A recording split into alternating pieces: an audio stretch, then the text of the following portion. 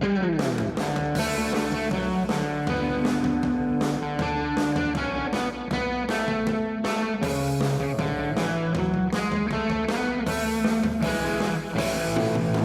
and welcome to the How to Live in Denmark podcast. I'm Kaysander Mellish. When it comes to drugs, Denmark has a conflicting approach. Getting illegal drugs doesn't seem to be too difficult, but getting legal drugs can be. Hashish, which is illegal in Denmark, was until recently very easy to procure at Pusher Street in the so-called Free State of Christiania. Christiania is one of the tourist attractions of Copenhagen.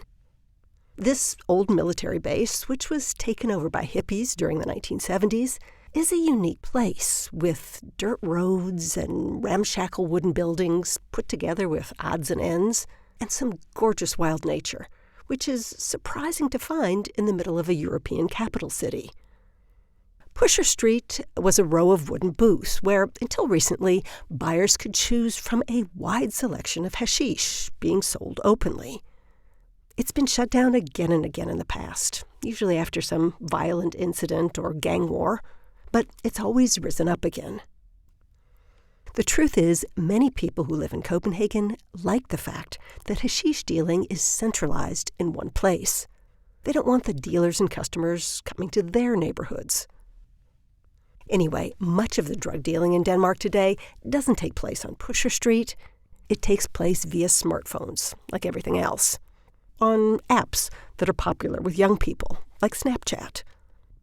When someone has a snowflake next to their Snapchat profile image, it doesn't mean they like winter weather. Now, legal prescription drugs are a different category. Doctors' visits are free if you're covered under the Danish public health system. Prescription drugs are not free, and you will have to pay something out of pocket for them, although not as much as you might have to pay in the U.S., for example.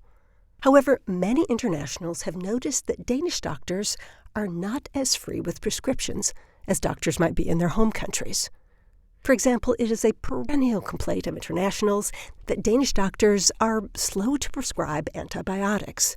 This is because they're concerned about the development of antibiotic resistance. Danish doctors will prescribe antibiotics for bacterial infections, but not for flu or other viral illnesses or just random things people want them for. I have seen some internationals take this the wrong way and get very angry. One woman told me that because she was just a refugee, her doctor wouldn't give her the, quote, good drugs, unquote. Sleep medication is another drug that can be difficult to get in Denmark, where even melatonin requires a prescription. If you can get prescription sleeping pills at all, they will be prescribed to you in very limited amounts, like 2 weeks' worth, and the doctor will keep a close eye on your use of them. Repeat prescriptions can be very difficult to get. The Danes feel you should address the underlying cause of your sleep problems instead of taking a pill. Now, you might think, I can just order this stuff from abroad or have a friend send it to me. Yeah, that would be a mistake. The Danish customs team is quite effective at finding medicine shipped in packages and envelopes, even from the EU. You will get a fine big enough to disrupt your application for permanent residency and citizenship, if you get that far. If you're traveling to Denmark, you can bring in prescription medicine for personal use. And you can also usually bring in the kind of over-the-counter medicines that are sold in your home country. Maybe your mom always used to give you some non-prescription concoction when you had a bad cold or a flu. You can probably bring a limited amount with you in your suitcase without running into problems. Now, I won't get into cases of people who move to Denmark and rely on a specific prescription drug. Sometimes you can get it here, sometimes you can't, and sometimes you will be fobbed off with a cheaper generic version.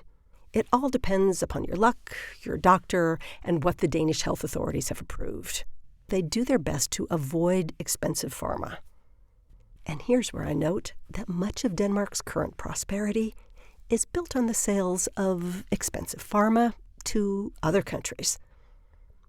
But here at home, the Danish point of view is the fewer drugs, the better. Except, of course, for caffeine, The country runs on coffee and energy drinks, and alcohol, the most widely used and abused drug in Denmark. And that's the How to Live in Denmark podcast for this week.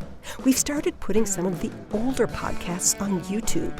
It's all part of our 10th year anniversary celebration. Come check us out on the How to Live in DK YouTube channel. The 2 is a number.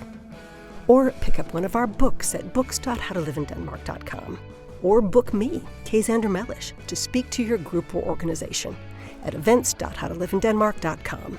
See you next time.